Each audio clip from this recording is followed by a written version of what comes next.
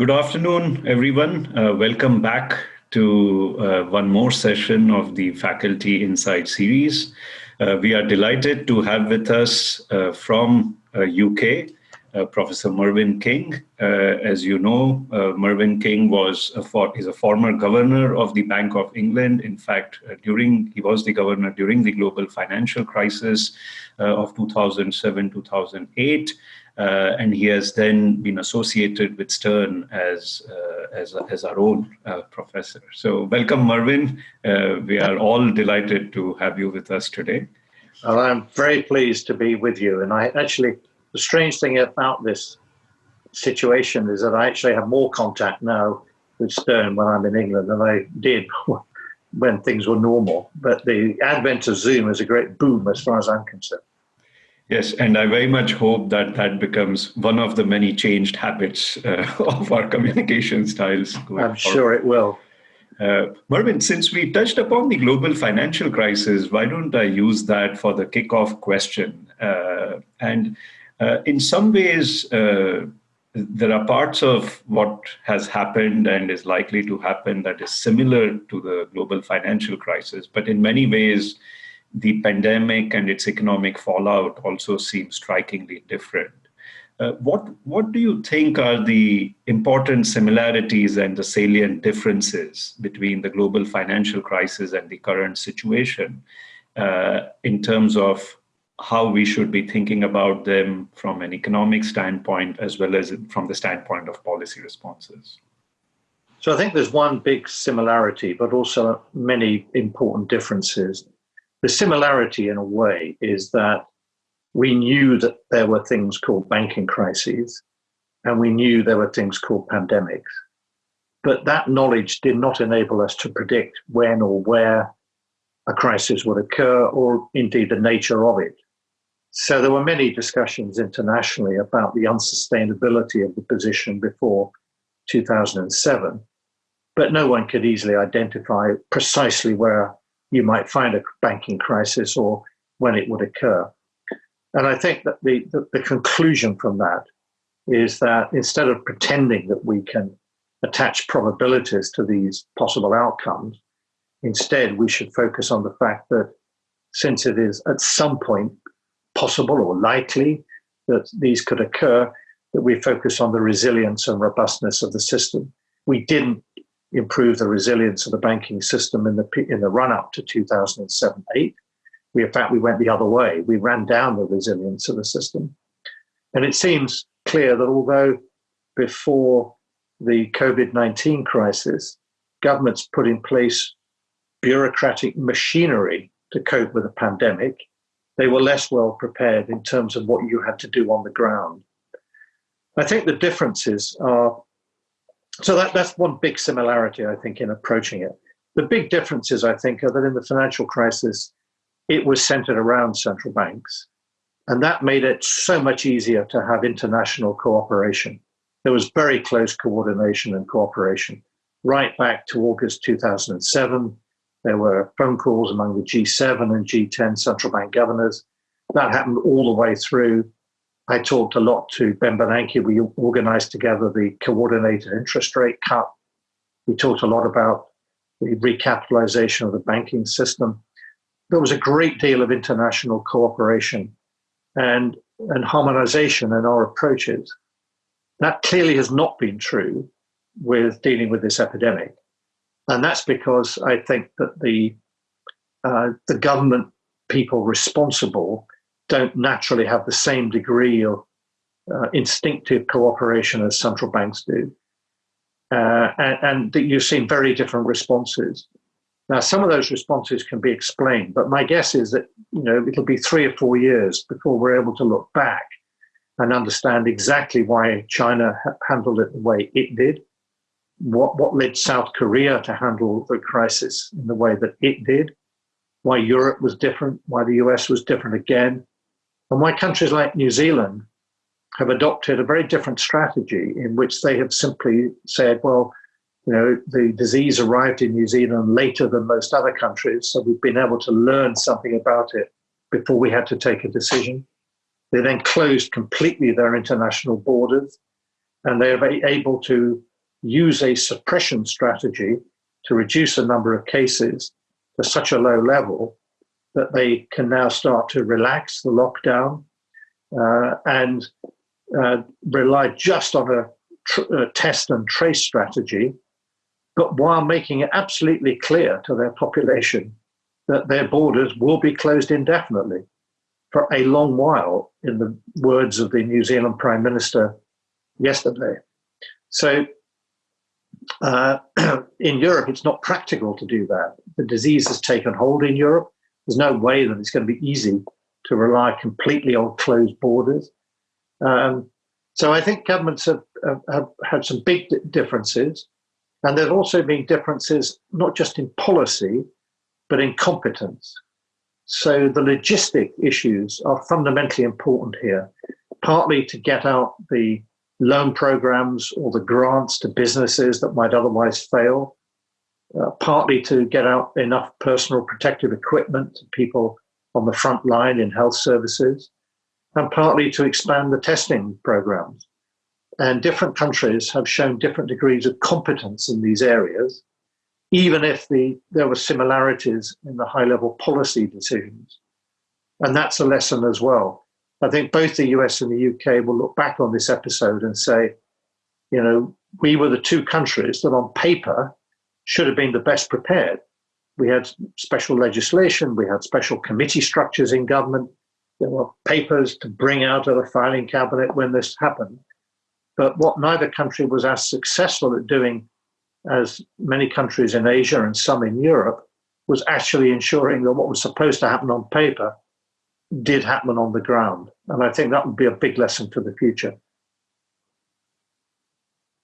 Thank you, Mervyn. You touched upon so many interesting themes therein. In fact, I recall at one of your talks at a Federal Reserve Board conference after the global financial crisis, I distinctly remember you saying that the best early warning signal of a financial crisis is that you are in the midst of one.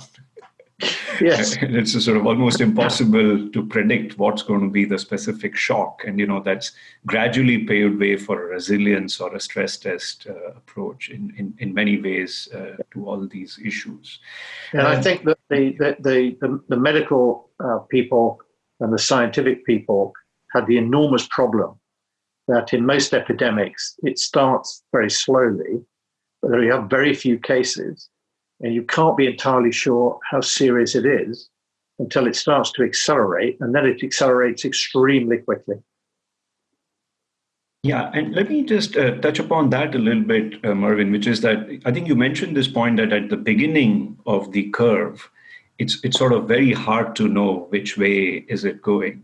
So while we have a lot of epidemiological models that are often being proposed, run with various simulations to project various curves, it almost seems that, especially in the initial very sort of rapid exponential phase, it's hard to know what are the exact properties of the curve. Now, would you say that some of the perhaps delayed, or if I could use a stronger term, sort of botched up responses in some of the countries were related to this sort of model risk? Or it is perhaps a little bit also of what recently one of the Austrian bureaucrats in charge of the health policy there has reported that smaller countries were willing to look at other countries and learn from their experience and see what best practices to adopt. Whereas some of the bigger countries thought, we'll deal it with our own way. We have all this machinery and we know how to deal with it. Well, it was certainly true in the financial crisis that when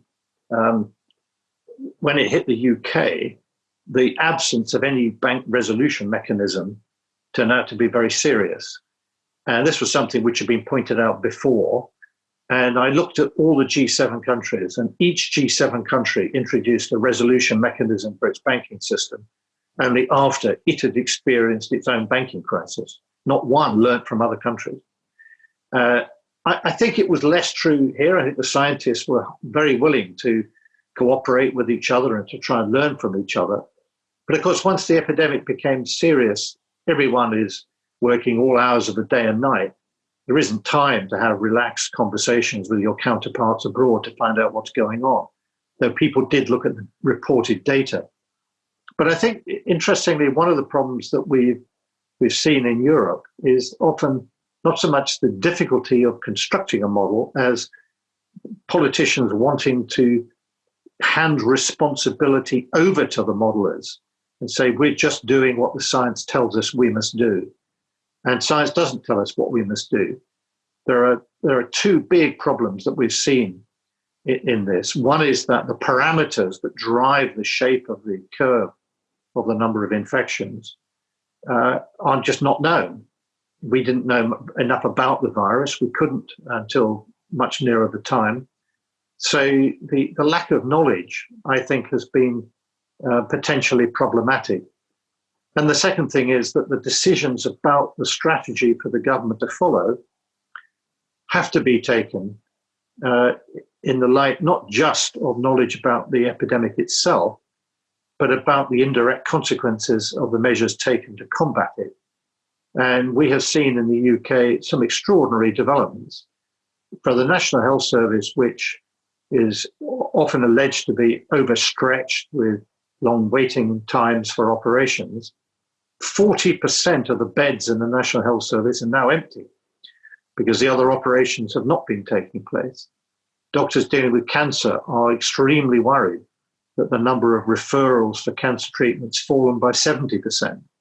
So in the attempt to put in place a lockdown, what we are in danger of doing is creating enormous costs elsewhere, not just in terms of economic costs, which are obviously very large, but also in terms of the well-being and health of others. Now, that doesn't tell us what to do, but it means that politicians have to take these broader judgments, and you cannot just rely on the model. The Imperial College model has produced predictions which have been all over the place. And it's not surprising because those models give you very important insights into the shape of an epidemic. They tell you that there is a curve to be flattened if you want to avoid putting too much pressure on health services. But it doesn't tell you at all how to predict quantitatively the path of the virus and the epidemic. And without better information, it's not possible to do it. So I think I would say one of the mistakes that was made here was to put too much weight on the model predictions, which led the government to have an abrupt change of strategy. And now it's finding itself in a very difficult position because having basically persuaded everyone that it was too dangerous to go outdoors, now it's trying to persuade people that soon we're going to start to go outdoors and it'll be safe to do so.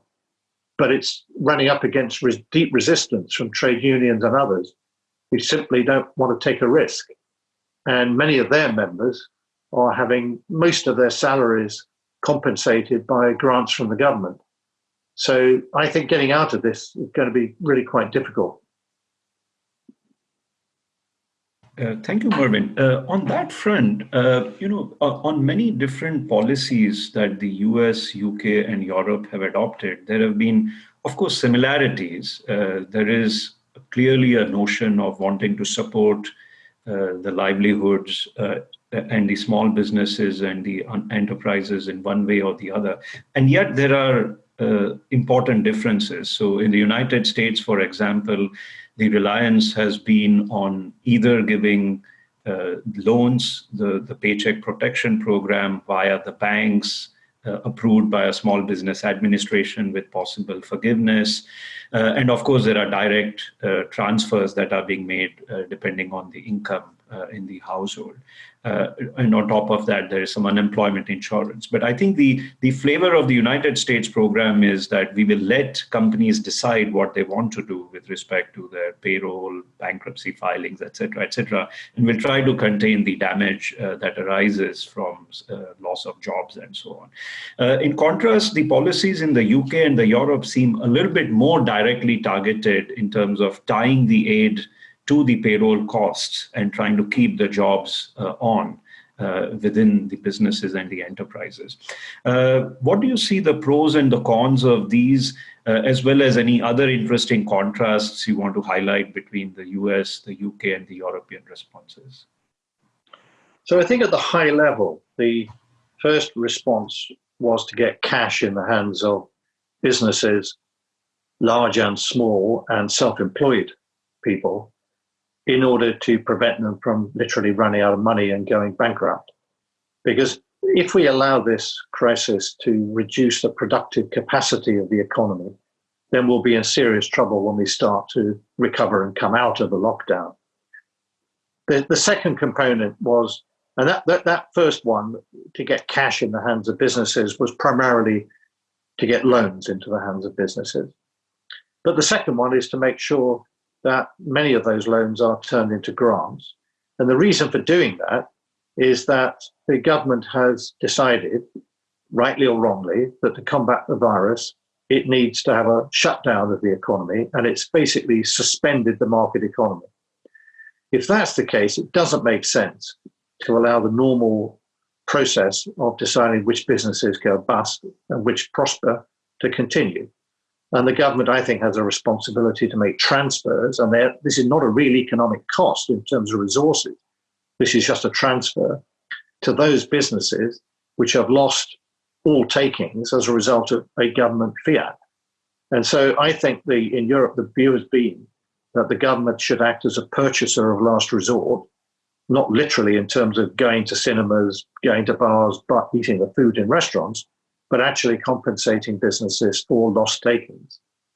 The easiest way to do that was to compensate them for their wage bill, to say to people, look, if you keep your staff employed, you can furlough them, send them home, but we will pay you 80% of the wage bill. And in that way, try to ensure that businesses can survive. Because at some point, we want to try and get back to normal. And getting back to normal in this case, I think, is probably best measured by the level of GDP as a whole, at which point you can then end these transfer payments and then start to allow businesses to fail if they find that their demand for their products has switched to some other kind of demand as a result of people changing behavior. But until we get to that point, I think those transfers are vital. That pushes up the national debt, but it's not a real economic resource cost.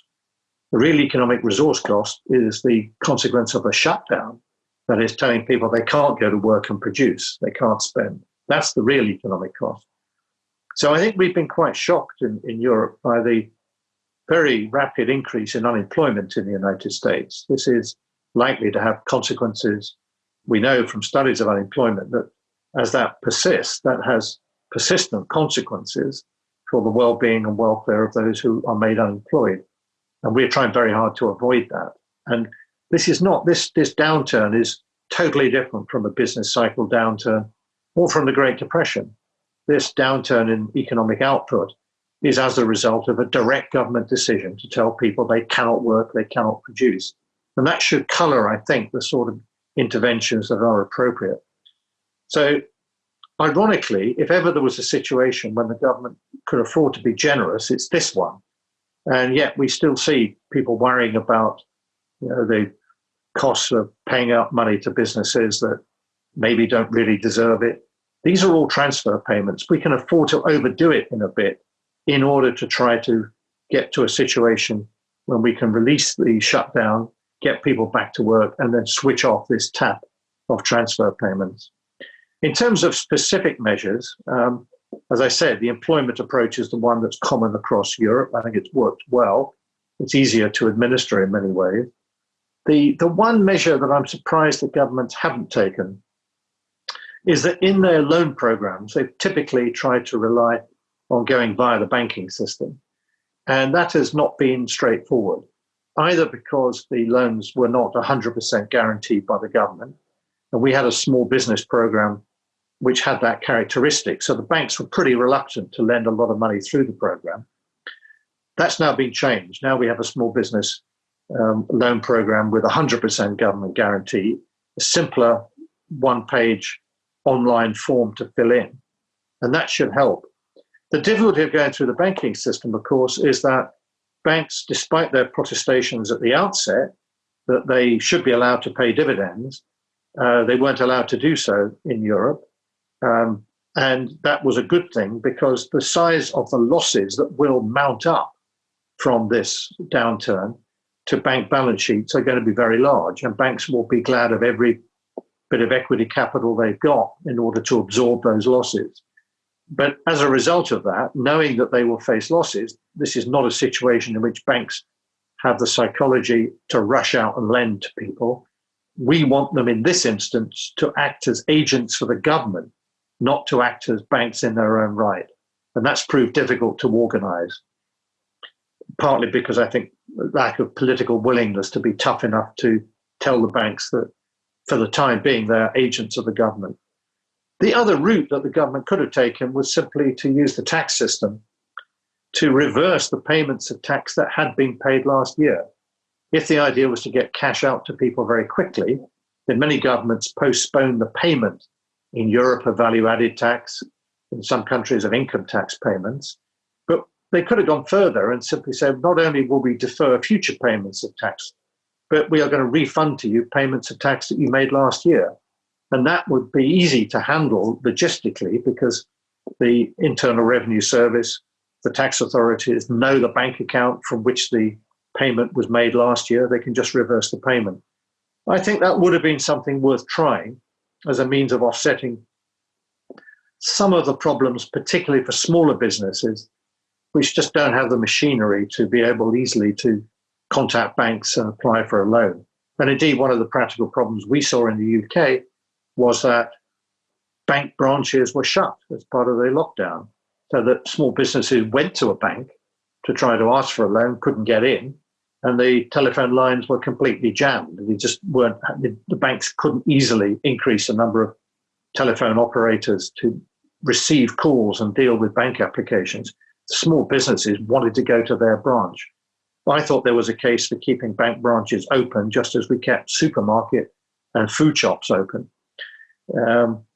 Anyway, all of these things, it's easy to talk about, but hard when you've got the responsibility of doing it day by day.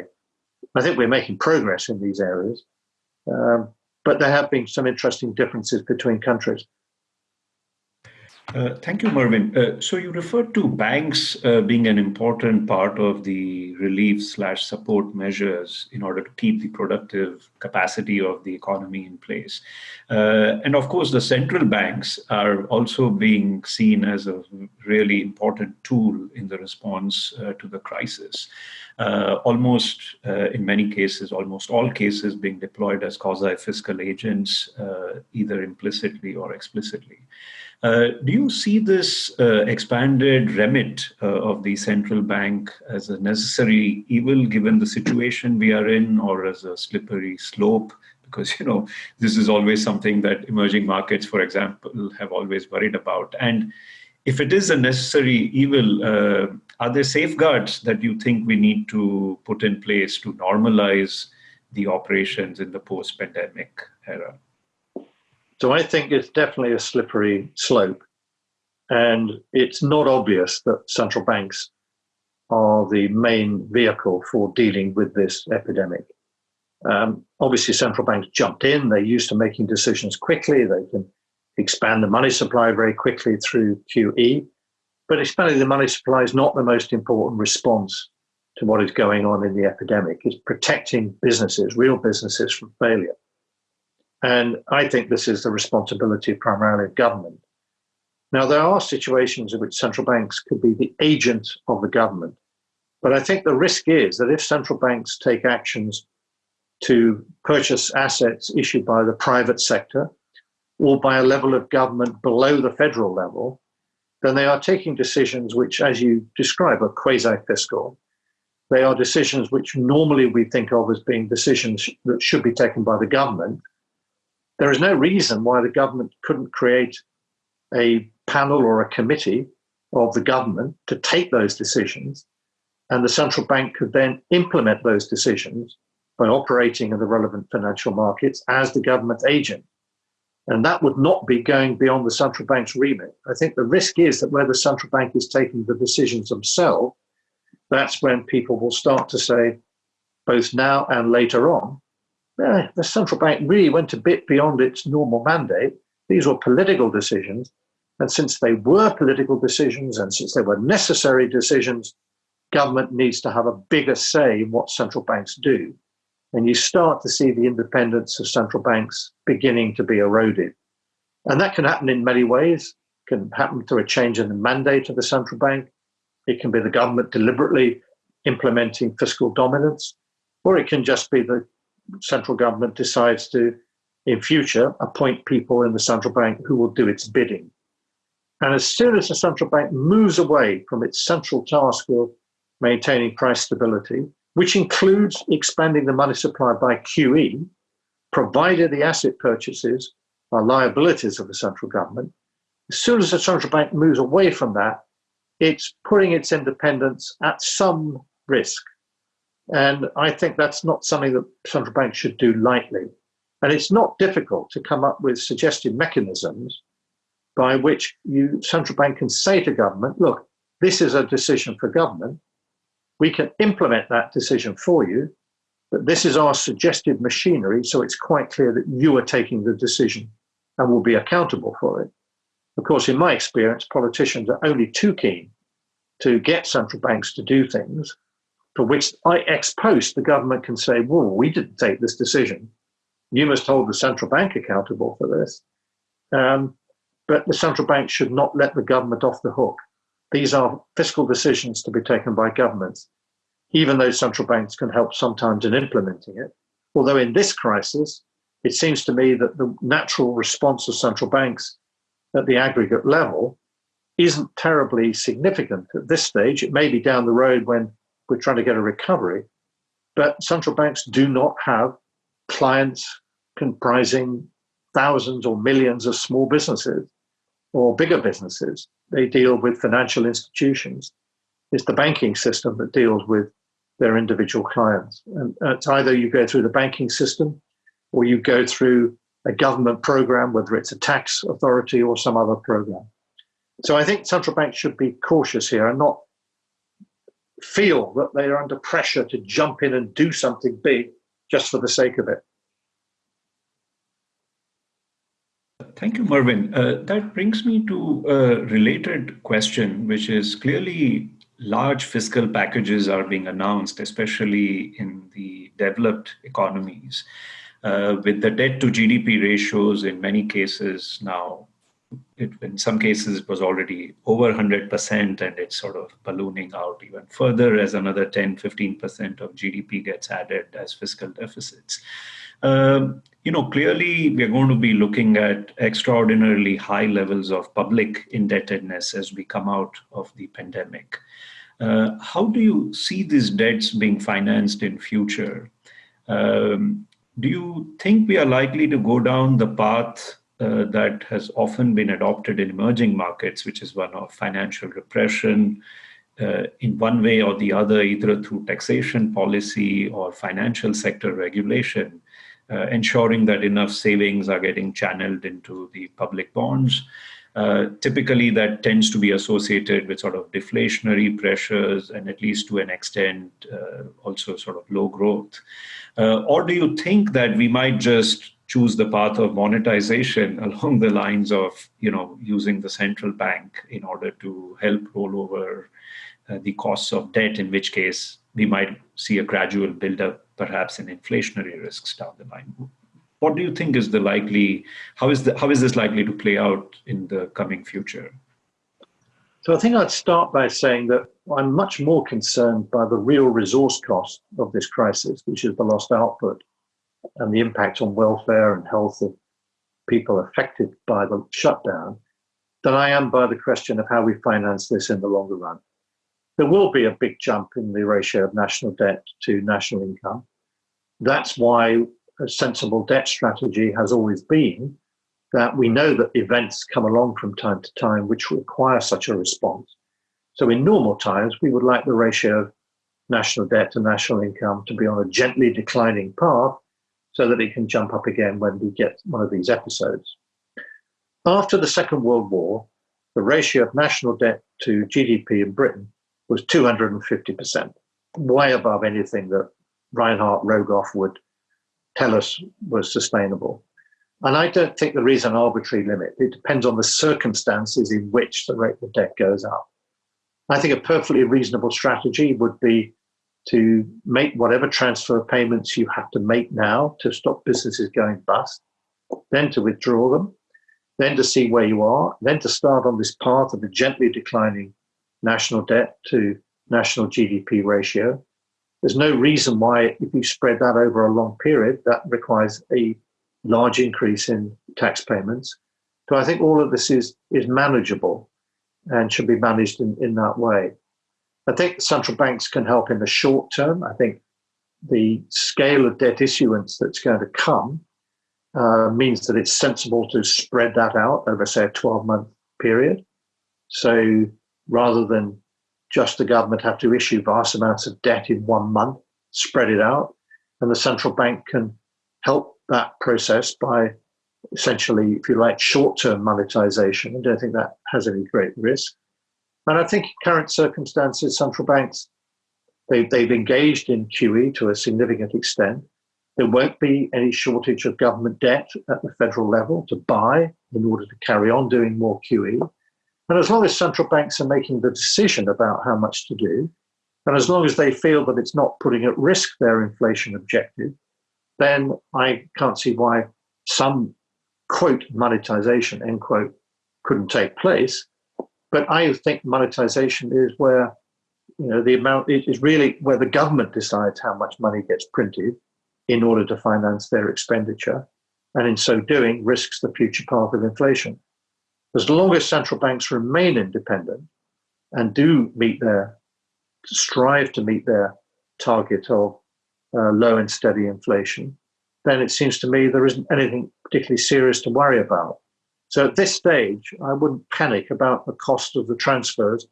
If the government feels the shutdown is necessary for health reasons, then it really has to finance those transfers. And if it means a bigger ratio of national debt to GDP when we get out of this, so be it.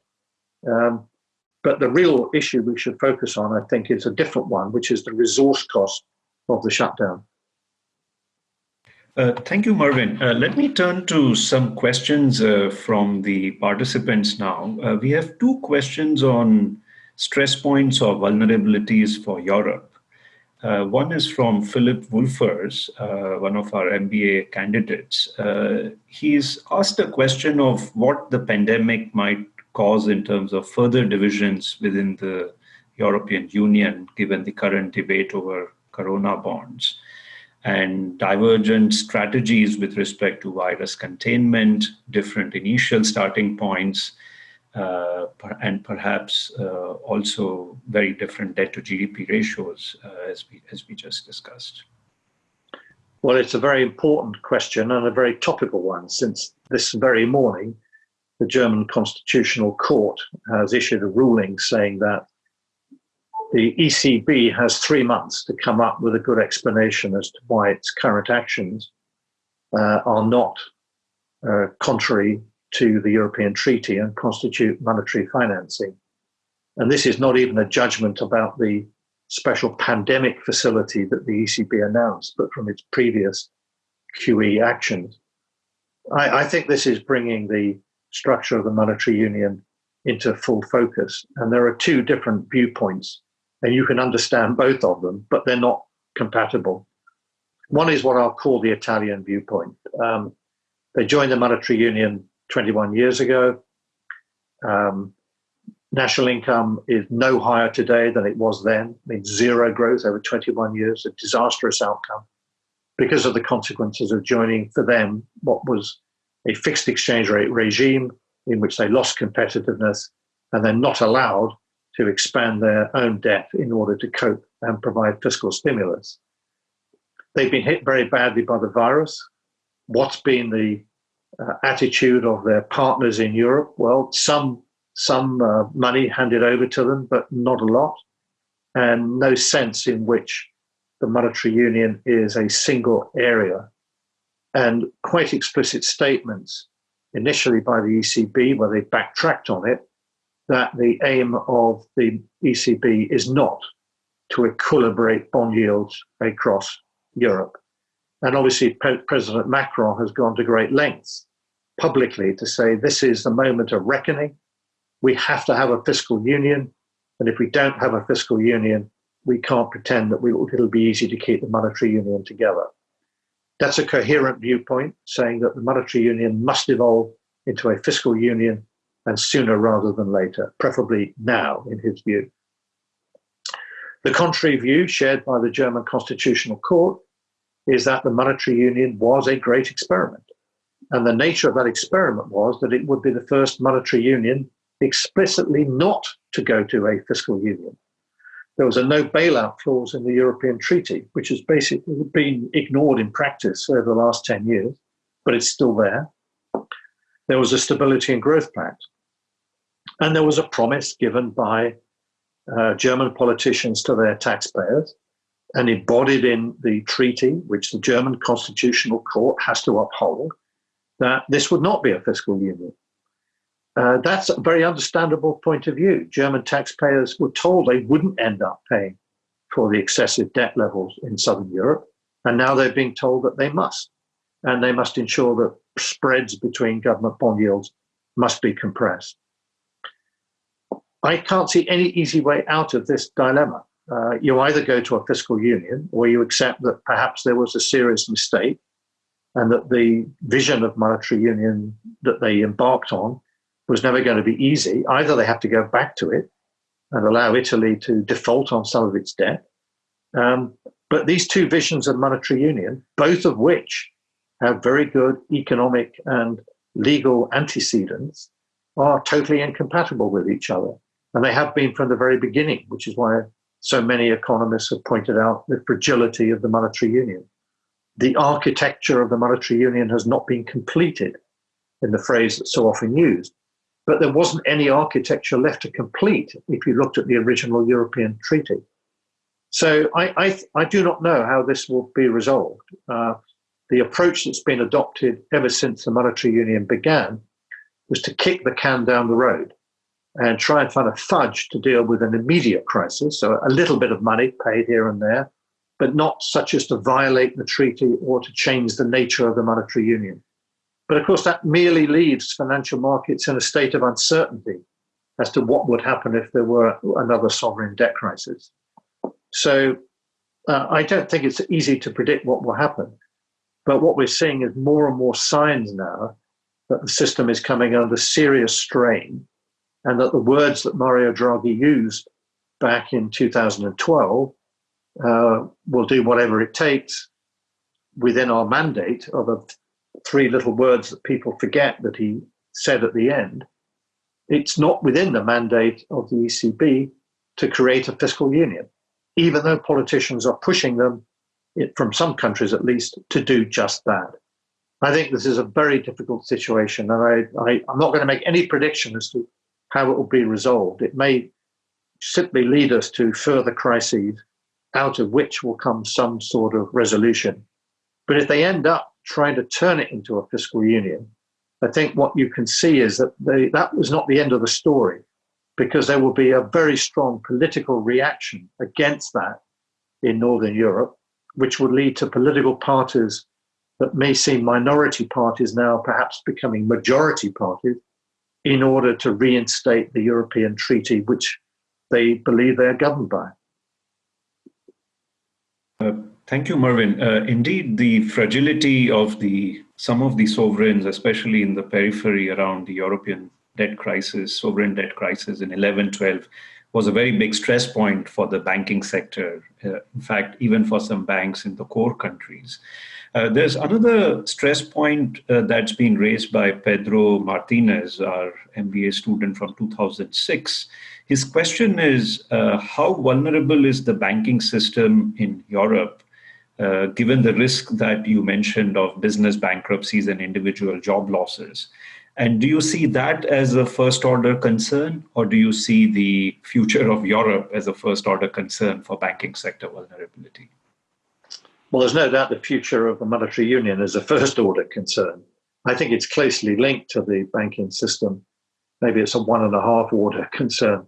It certainly isn't second order. It is very significant. And I think the banking system in Europe is being kept afloat by the European Central Bank through extraordinary provisions of liquidity, borrowing against any kind of collateral, no matter how bad, and direct subsidies, essentially, by allowing banks to borrow at lower rates than they can deposit money at with the ECB.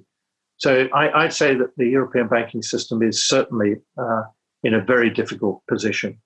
And this crisis is enough to undermine a large number of banks in Europe without direct government support. Thank you, Mervyn. Turning to a slightly different tack, we recognize that in times such as this, monetary policy is often not as effective as one would like if banks are used as the channel for distribution of loans. In fact, we can see this in the United States, where the program for small businesses is to administer federally guaranteed loans via the banking system, and there have been many bottlenecks that have led to a somewhat slow administration and delivery of the loans. An interesting question proposed by Mayor Thomas from the participants is, in such a scenario, do you think there could have been a trustworthy role for making transfer payments through a digital currency, either a digital wallet that the government transfers money to, or perhaps a central bank digital currency? So I think not, because I don't think the best way of providing support is to hand out money to individuals. I think the better way is to try and maintain employment here and prevent viable businesses from going under simply as a consequence of a lockdown. Many businesses live fairly hand to mouth, whether it's in the restaurant sector, hospitality, self-employed people. And if you simply have a shutdown which reduces their takings to zero, it's not long before their payments of rent and other contractual payments make them insolvent. And I think the important thing is to protect that. I don't think using a digital currency is a help from that point of view. I think you've got to find a way of getting money to the hands of the businesses, including the self-employed, from a very large number. And that's why I would have preferred a mechanism relying more on the tax system to pay out money. And having collected positive tax revenue from many of these businesses in the past, that could have been repaid either as a loan or as a grant, or as a loan with the possibility of a grant further down the road. I think that would have been a more effective mechanism. I think it's not surprising that it's been difficult to get loans out through the banking system, because all of these schemes have the property that, to some extent or another, the banks either have to share some of the loss or are held accountable, or will be held accountable for the quality of the loans they make. And you can't expect a machinery of a banking system which takes its time to decide on approving loans suddenly to click into emergency action. So I think it was a mistake probably to rely on too much on the banking system, unless you have been prepared to take measures which made it quite clear to the banks that they were not being asked to make loans. They were being asked to be the vehicle for making loans from the government to these businesses. And they were simply the instrument by which this will be carried out, a method of implementation, and it wouldn't actually end up on the bank balance sheet. Thank you, Mervyn. As we come out of the COVID-19 outbreak, etc., we've already gone through a decade of fairly significant changes in the financial regulation landscape. Certainly, I think we may not have gone as far as we would have liked, perhaps in at least not in many parts of the world. Nevertheless, the banking system was much better capitalized right now, certainly in the United States compared to 2006, 2007. What do you think might be the one or two big regulatory changes that might get discussed? I've heard about pandemic stress tests, climate change stress tests potentially being factored in. I've even heard extreme proposals, which don't sound as extreme anymore, but ones where perhaps even corporations may be required to have a part of their debt in the form of contingent capital, which converts into equity in case there is an economic shutdown of the type that we have just witnessed. What do you think are one or two big ideas that might either get revisited or be thrown in the mix? Well, this links to a theme that John Kay and I wrote about in our new book, Radical Uncertainty, in which we actually said in the book, which went to the publisher last year, that we must expect to be hit by an epidemic of an infectious disease resulting from a virus that does not yet exist. And the reason we wrote that was not to show that we were good at predicting these things, but to show that you can't predict them and you can't attach probabilities to it. And I worry, therefore, about thinking that the answer is some kind of precise quantitative response. I just don't think we have the information to do that. What we learned after the financial crisis was a very simple point, which is that we had allowed the banking system to be so deficient in resilience and robustness that no matter how profitable or efficient it seemed in normal times, it could not cope with a crisis. And that is going to be true of every company and every critical part of the economy. So I'm sure that around the world, governments will say, was our health system resilient and robust? Answer, no. We can't predict when another pandemic will occur. We can't attach probabilities to it occurring in the next 5 years. We just don't know. But what we do know is that if one were to occur, we need to be more robust and resilient than we were when this hit. And so you have to make a very broad judgment as to how you're going to improve the resilience and robustness. In the financial sector, we did it by increasing capital requirements, right? Trying to deal with the liquidity position of the banks.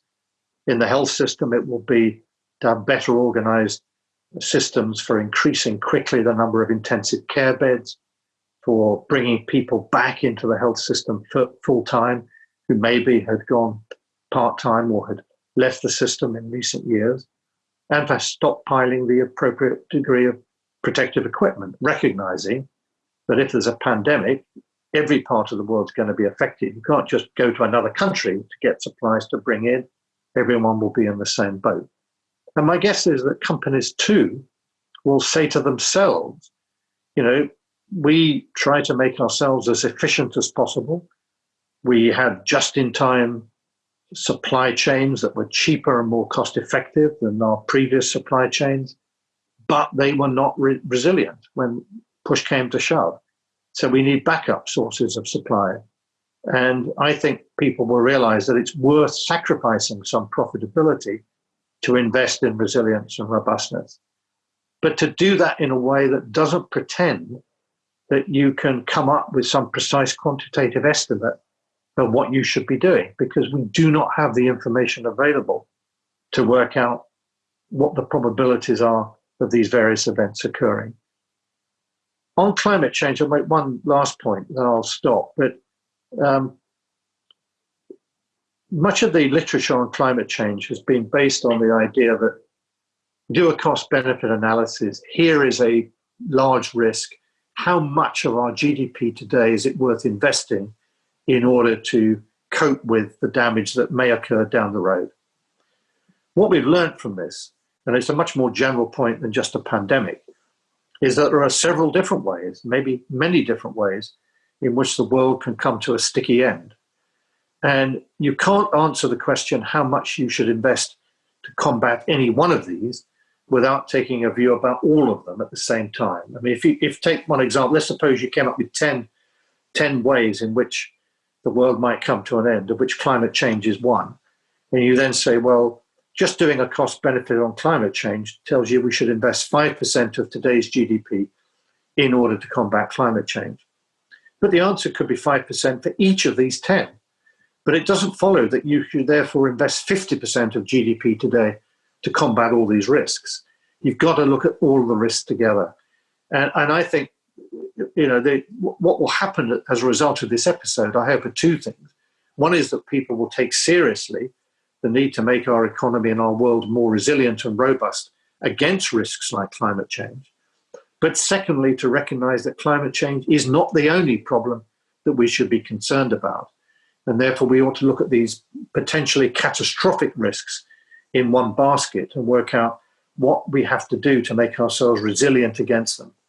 Because in the end, it doesn't matter how profitable you are, if you end up failing to survive one of these episodes, that's the worst of all possible outcomes. And I think that's something that's been ignored in a good deal of quantitative cost-benefit analysis. Let me turn to a question again on central banks, Mervyn. So we saw that the Federal Reserve especially was quite unprecedented in both its scale and scope of support measures. They had a flavor of lender of last resort to the market as a whole, something that evolved as a part of its toolkit, especially during the response to the global financial crisis.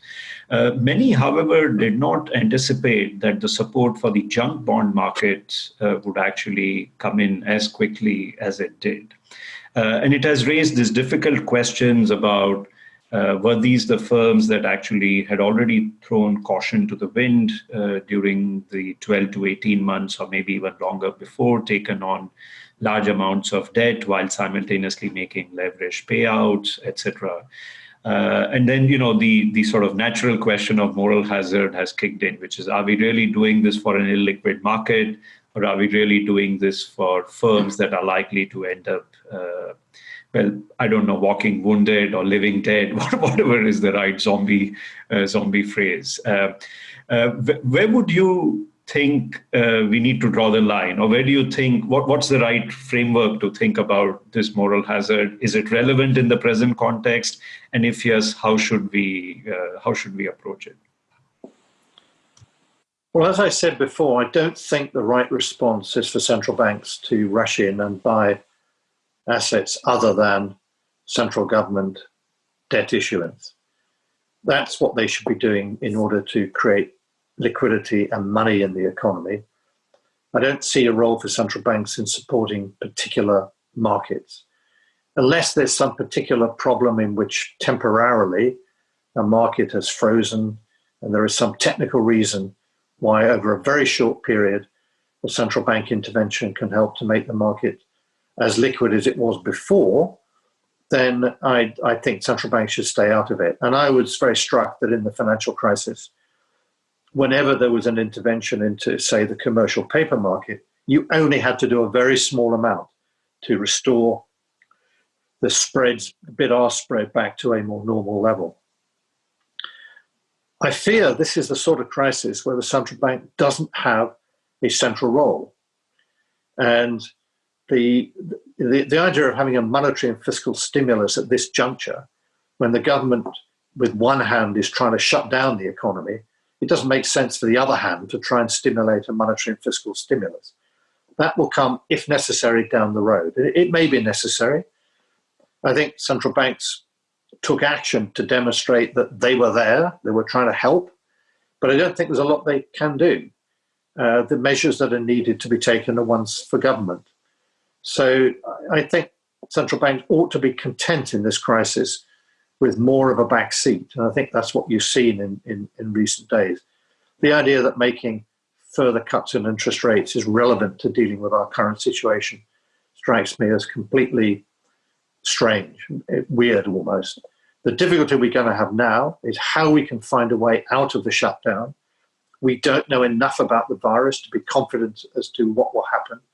And in particular, and this is one of the things that the models cannot possibly model correctly, is they cannot model how a change of the restrictions will lead people to change their behavior in such a way as to alter the degree of social distancing and hence this reproduction rate of the virus. It's a behavioral thing. Past data won't tell us about it. We will see what happens.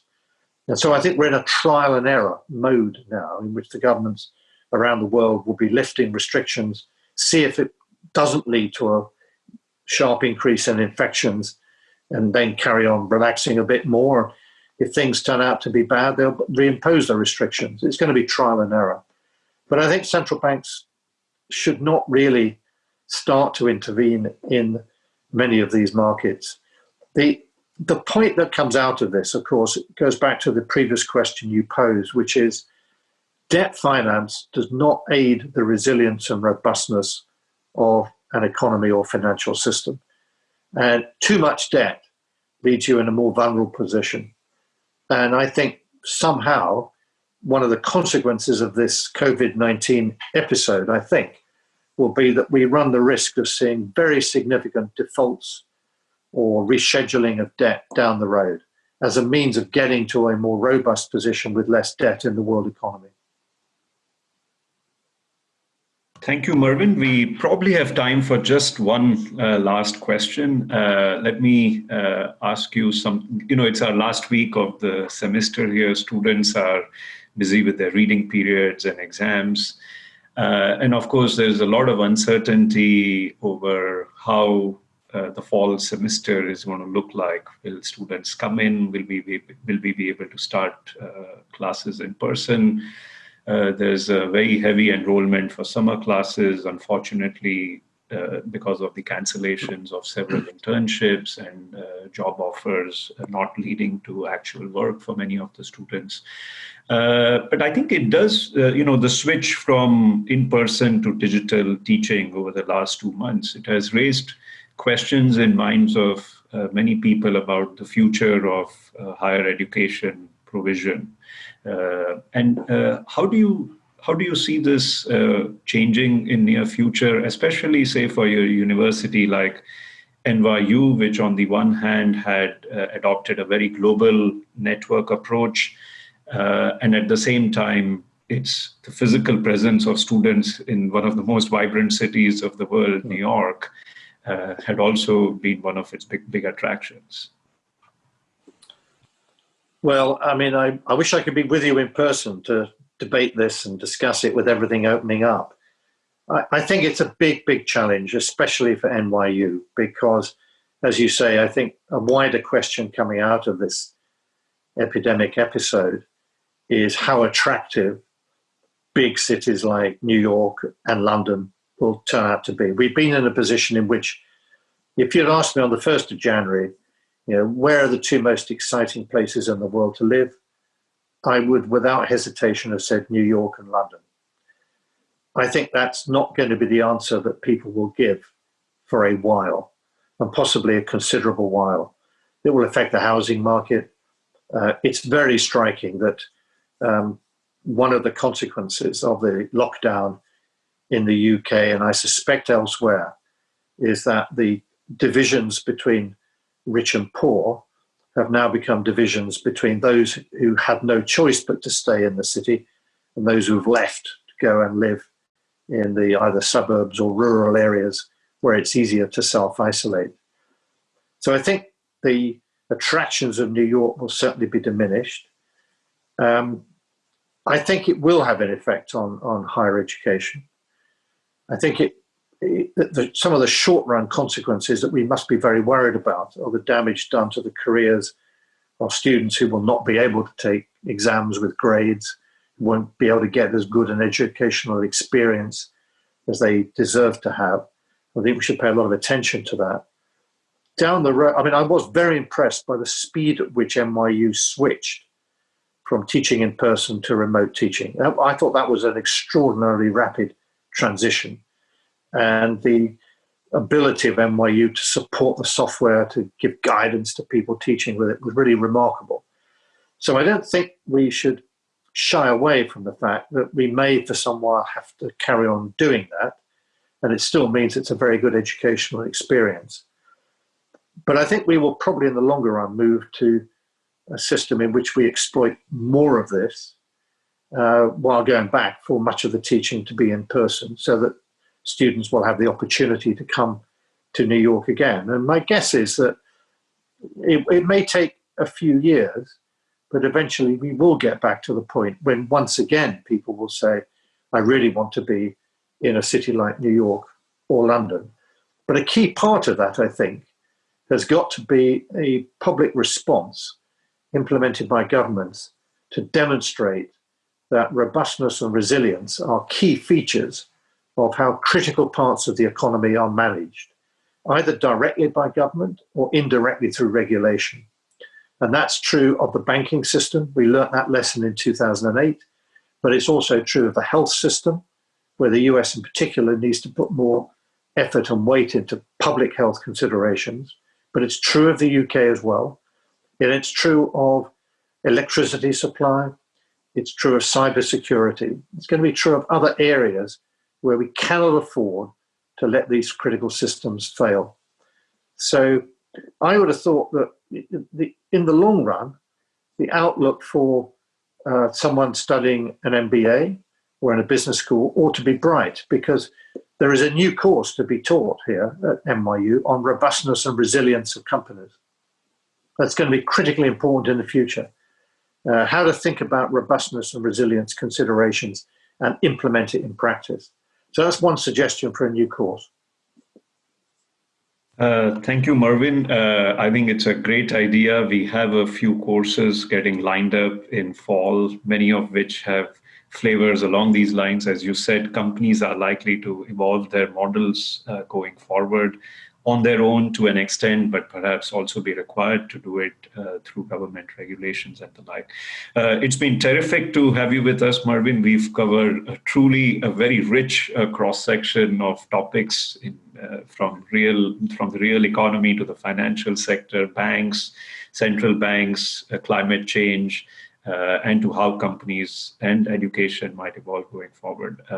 Thank you so much for your time. I also wish to thank the participants for coming in, especially the students who have chosen to be here in spite of their exams and the reading week in the coming days. I wish you all the best for your finals, and I hope you and your loved ones stay safe.